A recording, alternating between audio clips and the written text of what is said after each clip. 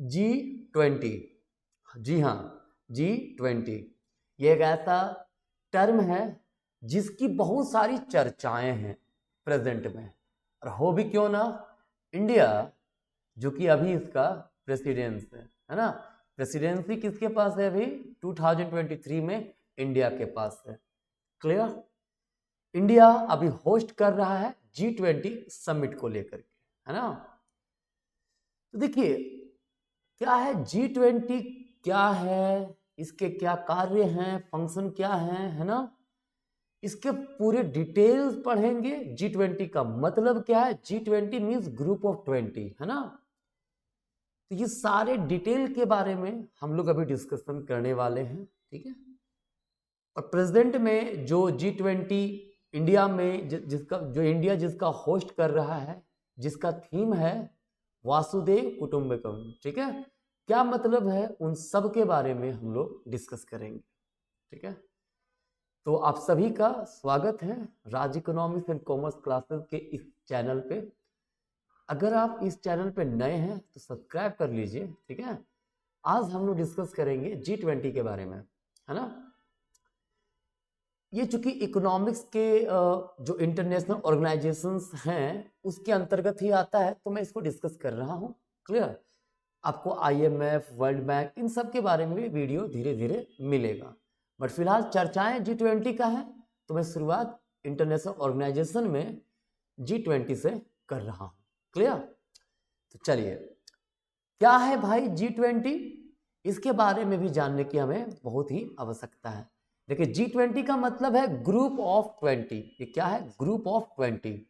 इसमें 19 कंट्रीज हैं, प्लस में यूरोपियन यूनियन है, ठीक है। देखिए यूरोपियन यूनियन प्रेजेंट में इसमें 27 कंट्रीज हैं, है ना। ब्रिटेन एग्जिट कर गया, उसके बाद ही 27 बचा हुआ है। Before Britain it was the group of 28 countries, right.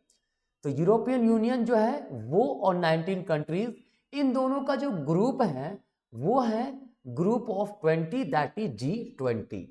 Clear? Present में 2023 में जो इसकी प्रेसिडेंसी है वो है किसके पास, इंडिया के पास, है ना। तो हम लोग इंडिया का प्रेसिडेंसी का क्या महत्व है उसके बारे में समझने के पहले थोड़ा सा G20 के बारे में जानना बहुत ही जरूरी है। क्योंकि अगर आप किसी भी कॉम्पिटिटिव एग्जाम का तैयारी कर रहे हो ना, है ना, तो सिर्फ इंडिया का प्रेसिडेंसी के बारे में सवाल आपसे नहीं पूछेगा, आपसे पूछेगा G20 क्या है, उसमें क्या क्या फंक्शंस हैं, कौन से देश हैं, वगैरह वगैरह आपसे पूछ सकता है, ठीक है। तो इसीलिए मैं पूरा कंप्लीट डिटेल वीडियो लेकर के आया हूं आप लोगों के बीच, तो कृपया करके पूरा कंप्लीट वीडियो देखिए और उसके बाद ही आप आगे बढ़िए, ठीक है। तो चलिए सबसे पहले इंट्रोडक्शन की बात करें तो G20 और group of 20 is an inter governmental forum, एक फोरम है कंप्राइजिंग 19 कंट्रीज। कितने कंट्री हैं, 19 कंट्रीज है, 19 कंट्री हैं, और एक है यूरोपियन यूनियन, मिला के हो गया 20, ठीक है। तो G20 का एक खासियत है, क्या खासियत है भाई, G20 is composed of most of the world largest economy, जिसमें दुनिया के सबसे बड़े जो इकोनॉमीज हैं वो इसमें है। इंडस्ट्रियलाइज्ड एंड डेवलपिंग दोनों प्रकार के नेशन है, ध्यान रखिएगा, डेवलप्ड कंट्रीज और डेवलपिंग दोनों कंट्री को शामिल किया गया है, ठीक है। G7, G8 आप लोग को पहले से पता होगा, है ना। उससे बेसिकली डेवलप्ड इकोनॉमी जो वेरी एडवांस कंट्रीज थे वो सब थे, क्लियर। लेकिन इसमें डेवलपिंग कंट्रीज को भी शामिल किया गया, किसमें, G20 में, है ना। इसका खासियत क्या है, कहता है around 90% of gross world product, है ना, जिसको GWP बोलते हैं, है ना, उसका 90% जो है वो हिस्सा किसके पास है, इन्हीं 20 कंट्रीज का। 70 to 80% ऑफ इंटरनेशनल ट्रेड जो है यही 20 कंट्री करते हैं।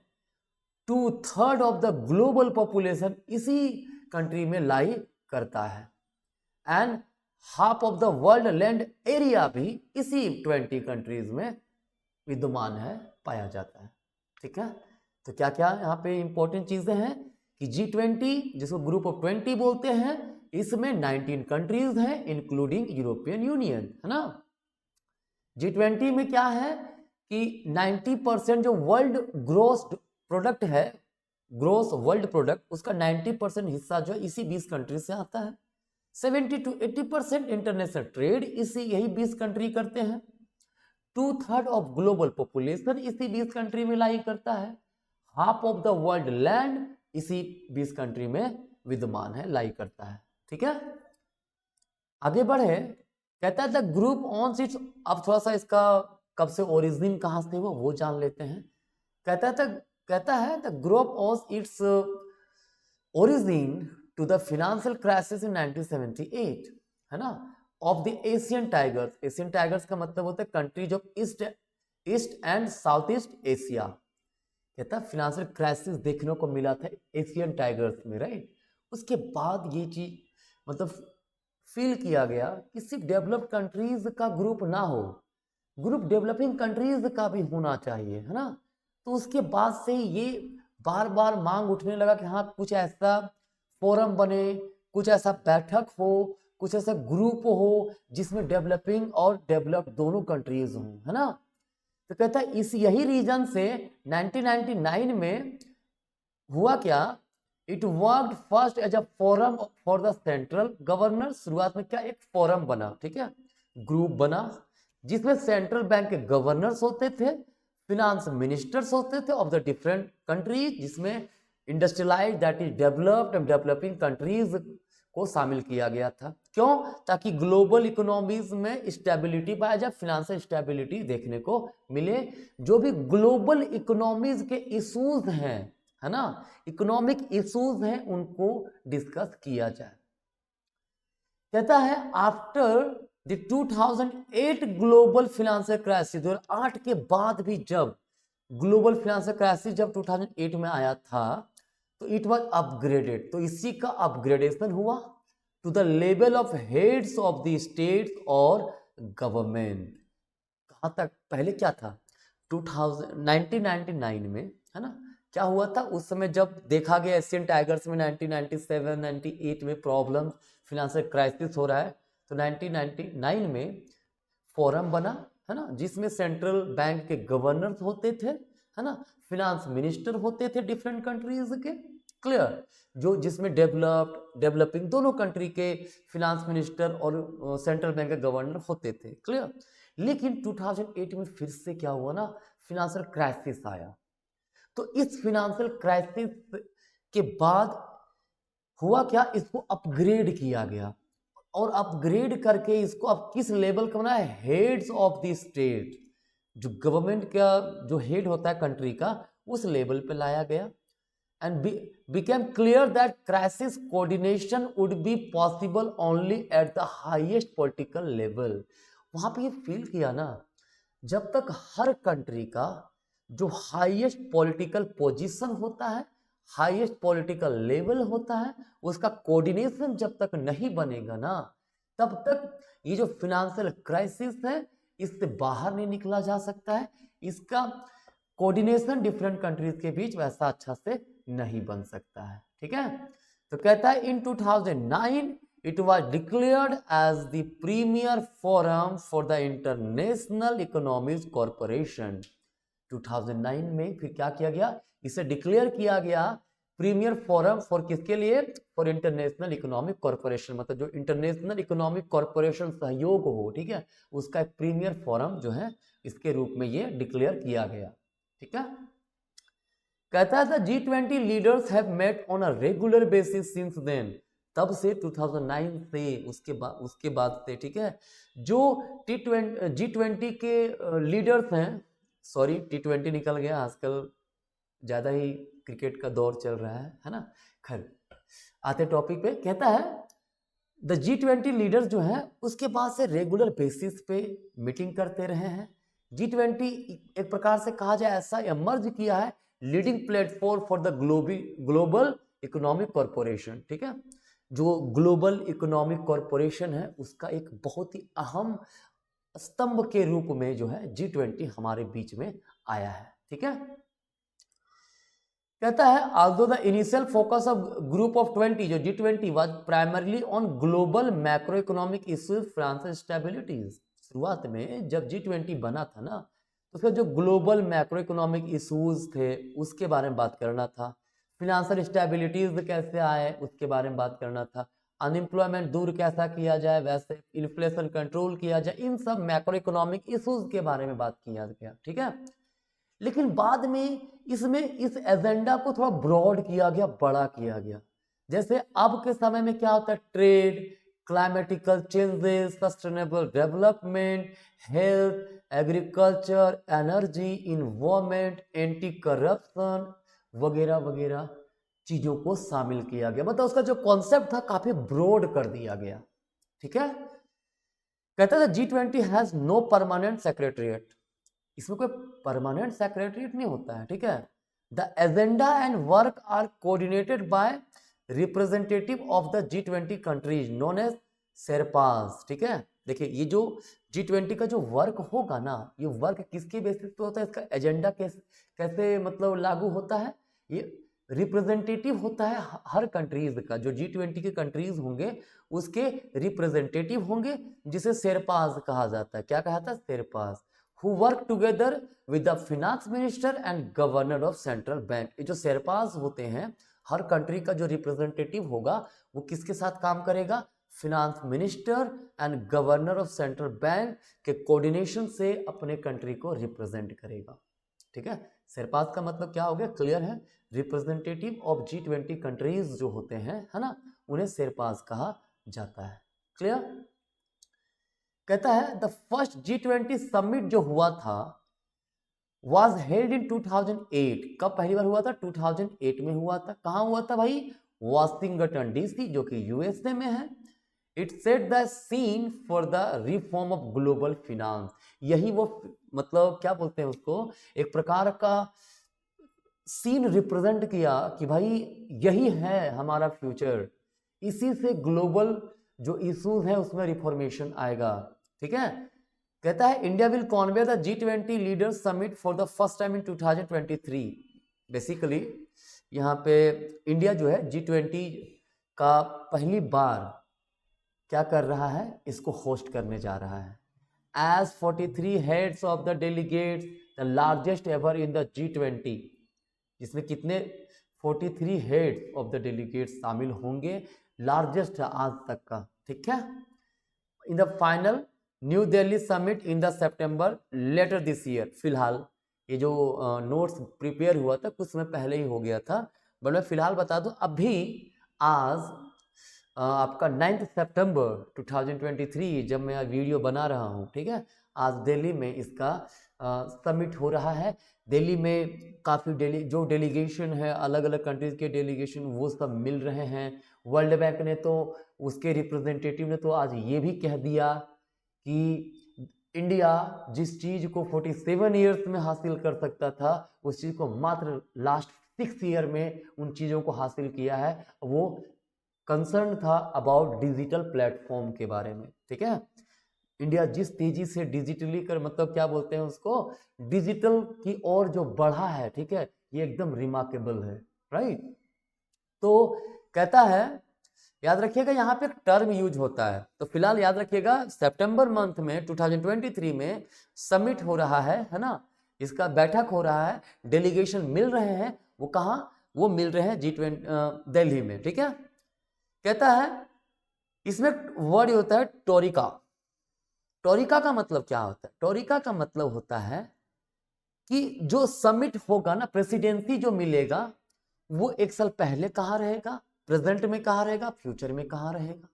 जैसे अभी 2023 है ना, क्या है 2023, तो 2022 में प्रेसिडेंसी किसके पास था, 2023 में किसके पास है, और 2024 में किसके पास होगा। तो 2022 इटली के पास था, है ना, सॉरी यहाँ पे थोड़ा सा मटेरियल में प्रॉब्लम है ना।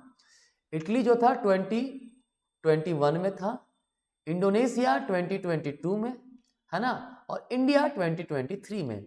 तो प्रेजेंट में जो टोरिका होगा वो क्या होगा, टोरिका हमारा होगा इंडोनेशिया, राइट, इंडोनेशिया, फिर इंडिया, और 2024 में ब्राजील होने जा रहा है इसका प्रेसिडेंट, ठीक है, तो ब्राजील होगा। क्लियर? तो टोरिका कंट्रीज अभी प्रेजेंट में कौन है? Indonesia, India, Brazil. Indonesia was president in 2022, India 2023, in 2024 Brazil will be president.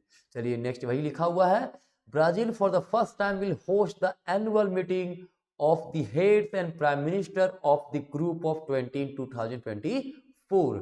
2024 में इसे हेड करने वाला है कौन, होस्ट करने वाला है कौन? ब्राजील। ठीक है, तो एक सवाल है सर, G20 बार बार आप बोल रहे, G20 कंट्रीज हैं कौन? तो ठीक है, चलिए देखिए G20 कंट्रीज कौन है। देखिए आपके पास वर्ल्ड मैप है ना, कौन कौन कंट्री है भाई? इसमें हमारे पास कंट्री हैं Canada, United State, Mexico, Brazil, Argentina, 5 इधर हो गया, Japan, Republic of Korea, Russia, China, India, Indonesia, Australia, South Africa, Saudi Arab, Turkey, European Union, Germany, Italy and United Kingdom और फ्रांस, है ना। आप काउंट कर सकते हो, ये हमारे 20 मेंबर्स हैं इस किसके? G20 के। ठीक है, फिलहाल इंडिया ने एक चीज के बारे में कहा है कि जो साउथ अफ्रीकन यूनियन है उसे भी शामिल करना चाहिए किसमें? G20 में। और ये बातें तो चल रही है अभी तक, जब मैं वीडियो बना रहा उसके पहले तक न्यूज है कि शामिल होगा। अगर शामिल हो गया ना तो ये ग्रुप 20 है, इट विल बिकम ग्रुप 20, ये 21 बन जाएगा, G21 बन जाएगा, जो अभी तक G20 है। कब? जब साउथ अफ्रीकन यूनियन जो है वो इसमें शामिल हो जाएगा, अफ्रीकन यूनियन, राइट। हुआ क्या, पहले G8 था, रसिया हटा, G7 बना, है ना। तो G20 वो सारे हैं, जो G7 में जितने कंट्री हैं जो G8 में थे वो तो हैं ही, इसके साथ कुछ developing countries like Brazil, Argentina, Australia, China, European union, India, south Arabia, Mexico, south Korea, Turkey, Indonesia, south Africa. ठीक है, ये आपका वेन डायग्राम है किसका? G20 का, जिसमें G7 के बारे में भी कौन मेंबर है पता चल गया। G7 में कौन है? इसमें डेवलप्ड नेशंस है ना, Canada, Italy, Germany, France, Japan, United kingdom and United states of America. G8 में क्या था? ये सातों के साथ साथ रसिया भी था, है ना। G20 में ये सारे हैं, G7, 8 बाकी जो यहाँ पे मेंबर है उन सब, वो सारे का एक ग्रुप है। क्लियर? क्या देखा, G20 में यही सारे मेंबर हैं। अब कहता है द वर्क ऑफ G20 जो है इज डिवाइडेड इनटू 2 ट्रैक्स। जो G20 वर्क करता है ना अपना, इसके वर्क को 2 ट्रैक में बांटा गया है। किसमें बांटा गया है भाई? पहला द फिनांस ट्रैक, एक होता है फिनांस ट्रैक, है ना, compromise all meetings with G20 finance minister. इसमें क्या होते हैं? फिनांस मिनिस्टर जो होते हैं मीटिंग करते हैं, सेंट्रल बैंक के गवर्नर मीटिंग करते हैं एंड देयर डेप्यूटीज। ठीक है, meeting several time through out the year, they focus on monetary and physical issues, financial regulation, etc। लगातार क्या होता है ना कि G20 के जो मिनिस्टर्स होते हैं, फिनांस मिनिस्टर्स, है ना, G20 मेंबर्स के जो फिनांस मिनिस्टर हैं, उसके सेंट्रल बैंक, उस कंट्री का सेंट्रल बैंक के जो गवर्नर हैं, डेप्यूटीज हैं, ये सब सेवरल टाइम अपने आप मतलब बैठक करते रहते हैं, मीटिंग करते रहते हैं, ताकि जो मॉनेटरी पॉलिसीज हैं, फिजिकल इशूज हैं, फिनेंशियल रेगुलेशन है, इन सब चीजों पे चर्चा किया जा सके। ठीक है, कहता है दूसरा, 2 पार्ट में डिवाइड है ना इसके फंक्शन का, पहला तो फिनांस ट्रैक हो गया, दूसरा the sherpa track. Sherpa track focuses on broader issue such as political engagement, क्या है भाई कंट्री में, एंटी करप्शन, करप्शन कैसे दूर किया जाए, डेवलपमेंट, एनर्जी, etc। कहता है etch G20 country is represented by it's Sherpa. मैंने कहा ना, हर एक पहले बता चुका था, हर देश हर कंट्री को रिप्रेजेंट करता है कौन? उस कंट्री का शेरपा, जो रिप्रेजेंटेटिव होता है उसे शेरपा कहते हैं। ठीक है, who plan, guides, implement it on the behalf of leader of their respective country. ऐसा नहीं कि जो शेरपा बना, जो मन किया अपने मन से कुछ भी मतलब वहां पे बोल दिया या फिर गाइडलाइन दे दिया, नहीं, on the behalf of leader of their respective country. से इंडिया का भी रिप्रेजेंटेटिव मतलब कौन है? सिंपल सी बात है, जो लीडर है इंडिया के वो है नरेंद्र मोदी, यहाँ के प्राइम मिनिस्टर इंडिया के, है ना। तो शेरपा जो भी काम करेगा ना तो वो चीज़ें एक बार डिस्कस जरूर करेगा with the prime minister of India, with the finance minister of India, इन सब के साथ सहमति से कुछ भी डिसीजन लेगा, right. Indian sherpa at the G20 2023 is Amitabh Kant. 2023 में इंडियन जो शेरपा है, जो इंडिया का रिप्रेजेंटेटिव वहां पे है G20 में, है ना, वो कौन है? अमिताभ कांत है, ये याद रखिएगा। देखिए जितने भी इंपॉर्टेंट चीजें था मैं पूरा मटेरियल में यहाँ पे लेके आया हूँ, तो कृपया करके ना पूरा वीडियो लास्ट तक देखें, है ना। और भी चीजें इसमें हैं, कुछ फैक्ट है, देखते हैं। अब इंडिया के बारे में, अबाउट वासुदेव कुटुंबकम, जिसका मतलब one earth one family one future. देखिए भारत एक ऐसा देश रहा है ना, जो शुरुआत से कहा है वन अर्थ वन फैमिली, है ना। उस वासुदेव कुटुंबकम वाला वर्ड यहाँ पे बहुत प्राचीन काल से प्रचलित है ना। तो इंडिया का जो थीम है G20 का, जो प्रेसिडेंसी 2023 में, उसका थीम ही यही है, वासुदेव कुटुंबकम। हम लोग जो काम भी करेंगे वो सिर्फ और सिर्फ भारत का नहीं, पूरे विश्व कल्याण का होगा, ये मानना है भारत का, ठीक है। वैसे दुनिया को सीखना चाहिए इन सब चीजों से, है ना। फिलहाल कहते हैं India is hosting the G20 leaders summit 2023। अभी 2023 में समिट जो है उसको होस्ट कौन कर रहा है? इंडिया कर रहा है, for the first time in the history. अभी तक जब से G20 बना है तब से पहली बार इंडिया यहाँ पे ये क्या कर रहा है? होस्ट कर रहा है। अभी सितंबर मंथ में जो इसका समिट हो रहा है, उसका कहाँ हो रहा है? दिल्ली में हो रहा है। क्लियर? कहता है इनवाइटीज भी होते हैं इसमें। क्या होता है? Other than the members and multilateral institution 9 countries have been invited. इस बार जो 2023 में ये जो G20 का बैठक जो समिट हो रहा है इंडिया में, इसमें इंडिया ने 9 जो इंटरनेशनल इंस्टीट्यूशन हैं, जैसा IMF, वर्ल्ड बैंक, ये सब तो है ही, वो सब तो इन्वाइटेड हैं ही। इसके अलावा, है ना, बांग्लादेश, नीदरलैंड, है ना, Oman, Singapore, Nigeria, Spain, United Arab अमीरात, इजिप्ट, मॉरिशस, ठीक है, इन सबको भी इनवाइट किया गया है। ये सब मेंबर नहीं है G20 के, ठीक है। इन सबों को इनवाइट किया गया कि हाँ आप भी आइए। कहता है अफ्रीकन रिप्रेजेंटेशन जो है, to make G20 more inclusive, India has proposed to include African Union as full time member. मैंने अभी डिस्कस किया था कि अफ्रीकन यूनियन को फुल टाइम मेंबर बनाने के लिए इंडिया पूरा सपोर्ट कर रहा है ना। और अगर ऐसा होता है तो ये G20 विल बिकम G21, ये याद रखिएगा, ठीक है। कौन अफ्रीकन रिप्रेजेंटेशन को, अफ्रीकन यूनियन को मतलब शामिल करने का जो प्रपोजल है, किसने दिया है? इंडिया ने दिया है इन 2023 समिट, ठीक है। ये भी इंपॉर्टेंट क्वेश्चन है इसका। क्लियर? अब थोड़ा सा समझते हैं ना जो डिफरेंट। अभी देखिए याद रखिएगा, ये जो समिट हो रहा है 18th समिट है ना। इसके पहले 17 हो चुके हैं। क्लियर?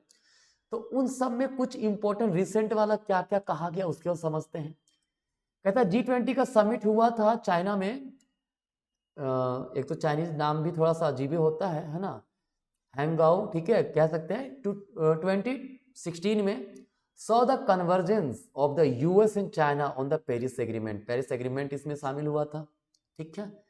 G20 समिट अर्जेंटीना में जो 2028 में, मतलब 2018 में हुआ, इसे फोकस किया गया सस्टेनेबल डेवलपमेंट पे, ठीक है। G20 समिट जर्मनी में जो 2021 में हुआ, उसे फोकस किया गया on the issue regarding money laundering, international tax havens and corruption. इन सब चीजों के बारे में डिस्कशन किया गया। जो G20 समिट हुआ बाली, जो कि इंडोनेशिया में है ना। मैंने कहा था 2022 में इंडोनेशिया इसका कौन था? प्रेसिडेंट था, ठीक है। प्रेसिडेंसी इंडोनेशिया के पास था। क्लियर? उसमें क्या चर्चा हुआ? Financial stability, humanitarian crisis, poverty, aid to least developed nations among other things, ठीक है। ये मेन फोकस्ड वाला एरिया था। क्लियर? तो ये था कुछ रिसेंट का इंपॉर्टेंट जो समिट हुआ था उसके बारे में, है ना। तो बाकी मुझे उम्मीद है मैंने पूरा का पूरा G20 आपको बतला दिया है, G20 क्या है नहीं है, उसका पूरा हिस्ट्री मैंने आपको बता दिया, ठीक है, बैकग्राउंड पूरा बताया, ठीक है। तो अगर आपको अच्छा लगा हो शेयर कीजिए, काफ़ी इंफॉर्मेटिव वीडियो है ये, है ना। तो मिलते हैं नेक्स्ट वीडियो में नए टॉपिक के साथ। आज के लिए यहीं तक, धन्यवाद।